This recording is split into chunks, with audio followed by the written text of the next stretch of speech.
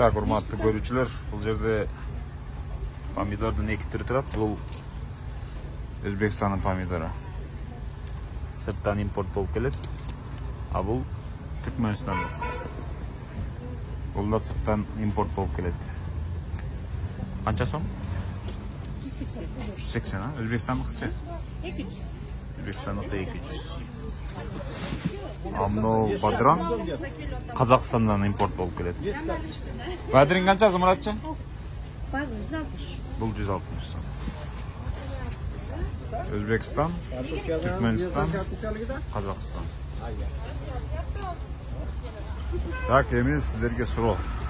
Эмне үчүн бул помидор менен бадырдын бардыгы сырттан импорт болуп келиш керек? Мына азыркы саткан месалардын баарын карап чыксак, бардыгында ушундай.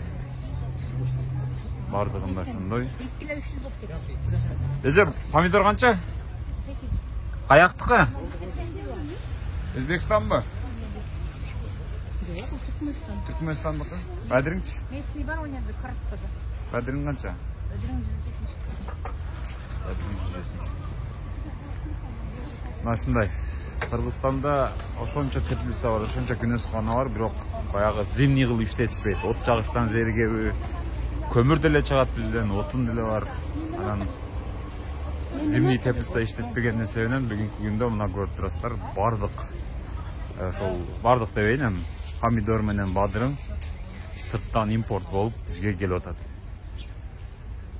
Мындайча айтканда, 1 килограмм помидордун баасы 180 сом, 200 сом. 1 килограмм бадыраңдын баасы 150-160 сом.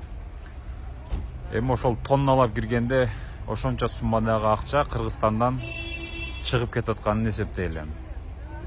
Эгерде өзүбүз өндүргөндө ошол бадырыңды, ошол помидорду өзүбүздө ошончо миллиарддаган, миллиондогон акчалар калмак да. Айтайын дегеним, биз мамлекетти, анан айыл чарба министрлигин күнөөлөй бербей, мына ошол даяр күнөсканасы бар, даяр теплицасы бар дыйкандар ошол помидор бадырыңды кышкысын дагы эгип, жетиштирип, зерикпей отун жагып, котельниңерди иштетип, помидор бадырың менен жок дегенде ошол шакарапка керектүү азыкты өзүңөр камсыздап бере турган болсоңор, бизде бир аз да болсо өзүбүздүн акча өзүбүздө калмак.